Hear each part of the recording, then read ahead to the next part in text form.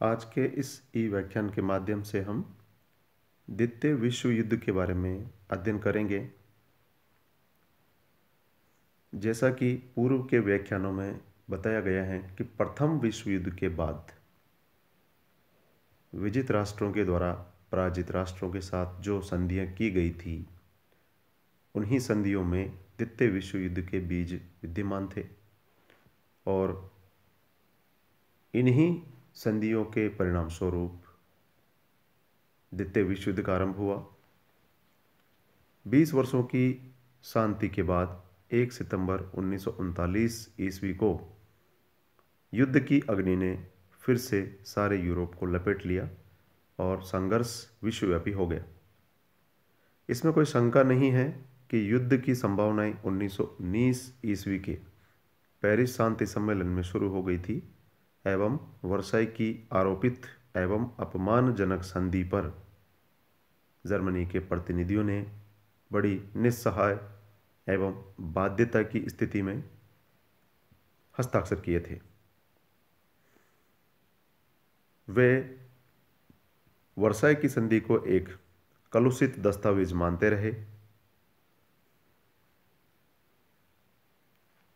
और उसके द्वारा लगाए गए प्रतिबंधों को समाप्त करना अपना पुनीत कर्तव्य समझते रहे। प्रोफेसर AJP टेलर ने लिखा है कि प्रथम विश्व युद्ध में जर्मनी की समस्या को न केवल अनसुलझा छोड़ दिया वरन अंत में उसे अधिक प्रखर बना दिया। फ्रांस की 40 मिलियन जनसंख्या के विरुद्ध 65 मिलियन जनसंख्या वाले जर्मनी को चाहे उस समय पराजित एवं पददलित कर दिया गया था, किंतु उसकी कभी भी उपेक्षा नहीं की जा सकती थी। पेरिस की शांति संधि के समय जर्मन प्रतिनिधि एर्जबर्जर ने भी बड़े आत्मविश्वास से कहा था कि 60 मिलियन उत्पीड़ित देशवासियों का राष्ट्र कभी मर नहीं सकता। तो इस प्रकार से द्वितीय विश्व युद्ध मूलतः जर्मनी द्वारा बदले की भावना से आरंभ हुआ युद्ध था। इस प्रकार के विचार सैरी फाल्स के द्वारा बताए गए हैं। तो आगे हम अध्ययन करते हैं द्वितीय विश्व युद्ध के मुख्य कारणों की, जिसमें सबसे जो बड़ा रीज़न है वो है वर्साई की संधि की कठोर शर्तें।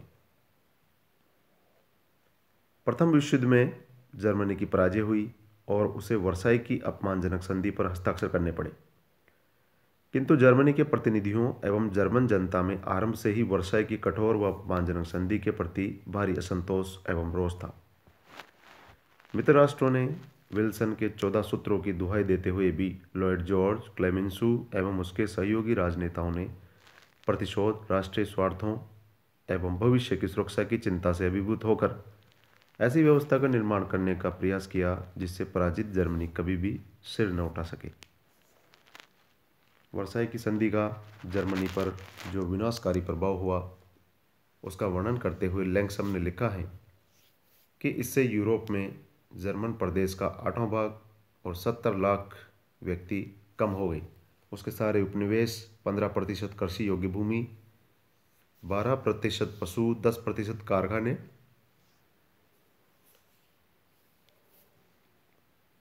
छीन लिए गए। उसके व्यापारिक जहाज 57 लाख टन से घटकर केवल 5 लाख टन तक सीमित कर दिए गए। ब्रिटेन की नौसैनिक शक्ति से प्रतिस्पर्धा करने वाली उसकी नौसैनिक शक्ति को नष्ट कर दिया गया और स्थल सेना की संख्या 1 लाख निश्चित कर दी गई। जर्मनी वर्साई की संधि में संशोधन चाहता था, परंतु मित्र राष्ट्रों ने आक्रमण का भय दिखाकर जर्मनी से इस कठोर एवं अपमानजनक संधि पर हस्ताक्षर करा लिए। जर्मनी जैसा स्वाभिमानी राष्ट्र इस प्रकार की कठोर एवं अपमानजनक शर्तों को दीर्घकाल तक बर्दाश्त नहीं कर सकता था। फलस्वरूप अवसर मिलने पर अपने अपमान का प्रतिशोध लेने के लिए जर्मनी ने पुनः मित्र राष्ट्रों के विरुद्ध हथियार उठाए। इसलिए फाल्स महोदय ने द्वितीय विश्व युद्ध को प्रतिशोधात्मक युद्ध अथवा वॉर ऑफ रिवेंज की संज्ञा दी है। यह संधि मात्र प्रतिशोधात्मक ही नहीं साबित हुई, अपितु द्वितीय विश्व युद्ध का प्रमुख कारण भी बनी।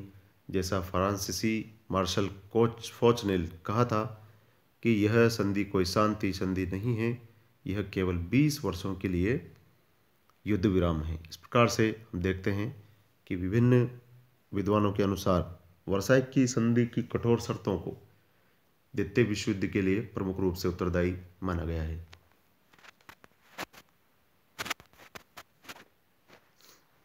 दूसरा जो मुख्य कारण है द्वितीय विश्व युद्ध का, वो है तानाशाहों का उत्कर्ष।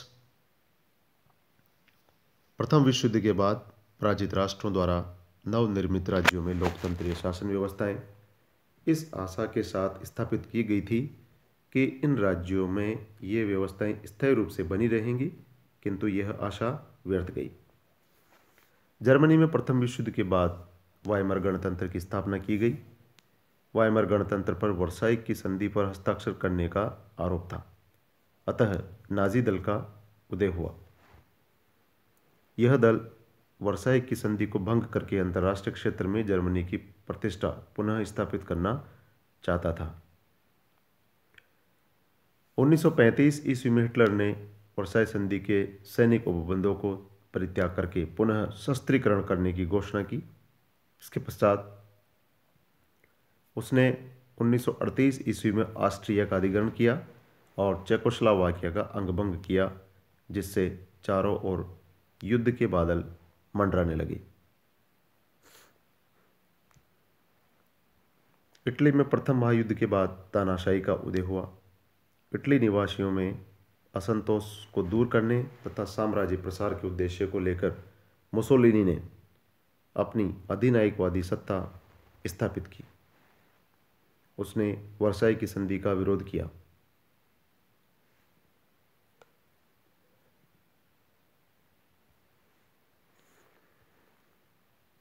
तो इस प्रकार से हम देखते हैं कि प्रथम विश्व युद्ध के बाद जो जर्मनी में हिटलर और इटली में मुसोलिनी जैसे तानाशाहियों का उदय हुआ, जिनकी द्वितीय विश्व युद्ध को प्रारंभ करने में अपनी महत्वपूर्ण भूमिका रही। नेक्स्ट जो कारण है वो है राष्ट्रसंघ की असफलता और सामूहिक सुरक्षा प्रणाली की समाप्ति। राष्ट्रसंघ की स्थापना मुख्य रूप से अंतर्राष्ट्रीय सहयोग को बढ़ाने तथा शांति एवं सुरक्षा की व्यवस्था के लिए की गई थी, परंतु वह अपने इन उद्देश्यों को पूरा करने में असफल रहा। राष्ट्रसंघ का जन्मदाता विल्सन स्वयं अमेरिका को इसका सदस्य नहीं बना सका। फलस्वरूप एक शक्तिशाली राष्ट्र के समर्थन एवं सहयोग से यह वंचित रहा। प्रारंभ में पराजित राष्ट्रों को राष्ट्रसंघ की सदस्यता से वंचित रखना इस बात का द्योतक हो गया कि राष्ट्रसंघ विजयी राष्ट्रों का गुट है। रूस राष्ट्रसंघ को पश्चिमी राष्ट्रों का साम्यवादी रूस के विरुद्ध एक षड्यंत्र मानता था।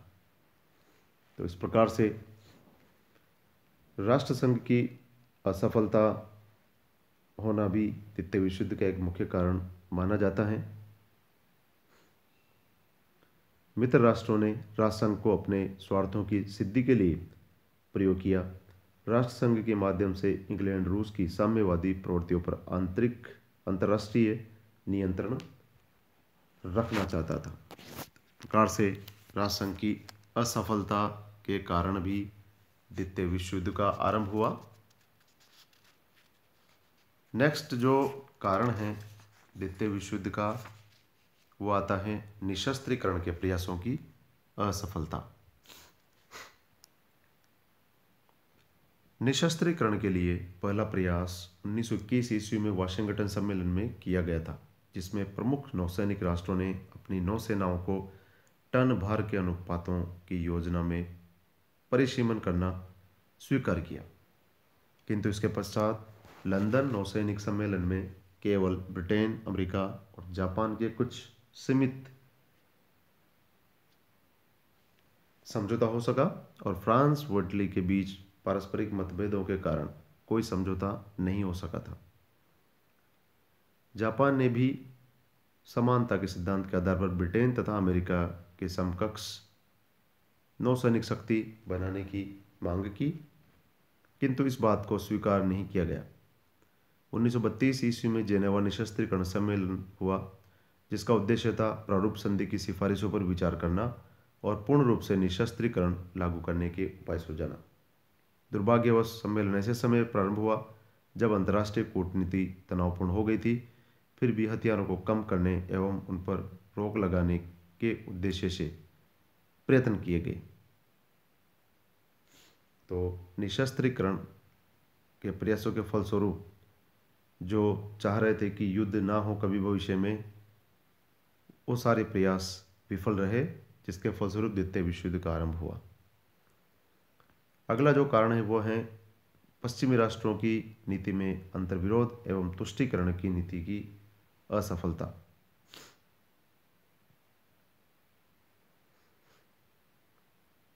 मित्र राष्ट्रों के पारस्परिक झगड़ों ने भी जर्मनी तथा इटली की शक्ति के विकास में बहुत योगदान दिया था। पेरिस के शांति सम्मेलन के पश्चात 5 मित्र राष्ट्रों का गठबंधन समाप्त हो गया था। पेरिस की शांति संधियों की व्यवस्था को बनाए रखने का भार मूलतः फ्रांस और ब्रिटेन पर आ गया। वर्साई की संधि के पश्चात क्षतिपूर्ति, सामूहिक सुरक्षा एवं निशस्त्रीकरण आदि के संबंध में दोनों देशों में अंतर्विरोध बढ़ गए थे। फ्रांस जर्मनी के प्रति कठोर नीति अपनाना चाहता था, किंतु ब्रिटेन उसके साथ सहानुभूतिपूर्वक व्यवहार करने के पक्ष में था।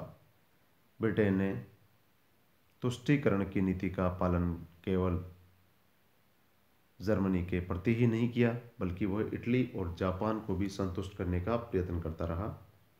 जर्मनी को संतुष्ट रखकर वह इसे पश्चिम की ओर बढ़ने से रोकना चाहता था। इस प्रकार से पश्चिमी राष्ट्रों की नीति में अंतर्विरोध एवं तुष्टीकरण की जो नीति थी, उसकी असफलता होना भी द्वितीय विश्व युद्ध का एक कारण माना जाता है।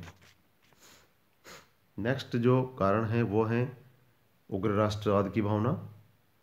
प्रथम विश्व युद्ध की भांति द्वितीय विश्व युद्ध में भी उग्र राष्ट्रवाद संघर्ष का एक महत्वपूर्ण कारण था। इस समय तक विश्व में औद्योगिक क्रांति के फलस्वरूप आर्थिक प्रतिस्पर्धा बढ़ने लगी थी। यही आर्थिक राष्ट्रवाद युद्ध के लिए उत्तरदायी था। इटली, जर्मनी तथा जापान में उग्र राष्ट्रवाद का प्रभाव प्रबल था। वहां राष्ट्रवाद का लक्ष्य राष्ट्र की शक्ति एवं गौरव के लिए आर्थिक संसाधनों पर राज्य का पूर्ण नियंत्रण स्थापित करके आक्रामक नीतियों का आश्रय लिया जाने लगा। तो इस प्रकार से इस उग्र राष्ट्रवाद की भावना को भी हम द्वितीय विश्व युद्ध के कारणों में सम्मिलित कर सकते हैं। 2 सैनिक प्रतिद्वंदी सैनिक गुटों का उदय। जिस प्रकार प्रथम विश्व युद्ध से पहले समूचा विश्व 2 विरोधी सैनिक गुटों में विभाजित हो गया था, एक जनतंत्रवादी तथा दूसरी एक तंत्रवादी। द्वितीय विश्व युद्ध से पूर्वी संपूर्ण विश्व 2 परस्पर शत्रु सैनिक खेमों में बट गया। एक तरफ जर्मनी, इटली और जापान जैसे कभी संतुष्ट न वाले राष्ट्र थे, जिन्होंने मिलकर रोम, बर्लिन, टोक्यो दूरी का निर्माण किया था। तो दूसरी तरफ इंग्लैंड, फ्रांस, सोवियत रूस और अमेरिका जैसे मित्र राष्ट्रों ने मिलकर एक सुदृढ़ संधि संगठन स्थापित कर लिया। स्वयं मुसोलिनी ने कहा था कि दोनों विचारधाराओं के संघर्ष में समझौता होना असंभव है। इस संघर्ष के कारण या तो हम ही रहेंगे या वे ही रहेंगे। तो इस प्रकार से 2 प्रतिद्वंदी सैनिक गुटों के उदय की परिणति के रूप में द्वितीय विश्व युद्ध प्रारंभ हुआ।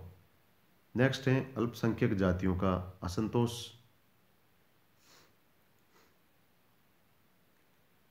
जहां पेरिस की संधियों द्वारा सीमाओं में परिवर्तन किया गया, वहां जातियों का अदल बदल होना भी स्वाभाविक था।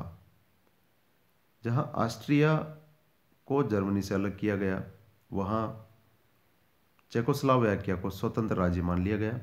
वहाँ विभिन्न जातियों को एक ही राज्य में रहने को बाध्य होना स्वाभाविक था। इससे बाल्कन प्रायद्वीप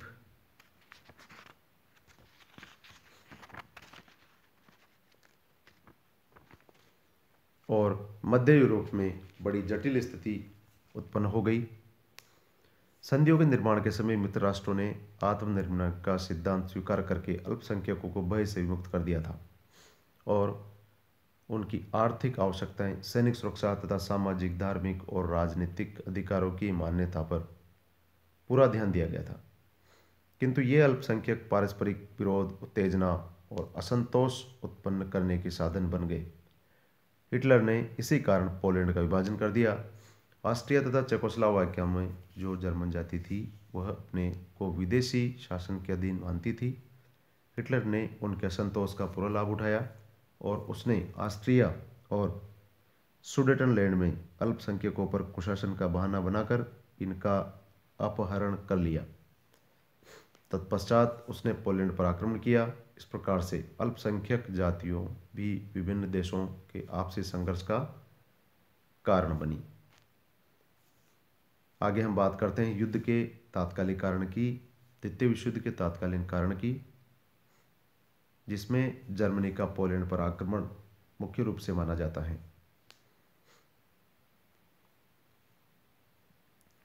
हिटलर ने पोलैंड पर आक्रमण करके यह कार्य संपन्न कर दिया। 1 सितंबर 1939 ईस्वी को हिटलर ने पोलैंड पर अचानक आक्रमण किया। 3 सितंबर को ब्रिटेन और फ्रांस ने जर्मनी को युद्ध बंद करने की चेतावनी दी, किंतु हिटलर ने इस चेतावनी की उपेक्षा की। फलस्वरूप ब्रिटेन तथा फ्रांस ने जर्मनी के विरुद्ध युद्ध की घोषणा कर दी। कुछ ही समय में युद्ध ने विस्तृत रूप धारण कर लिया और यहीं से द्वितीय विश्व युद्ध की शुरुआत हुई।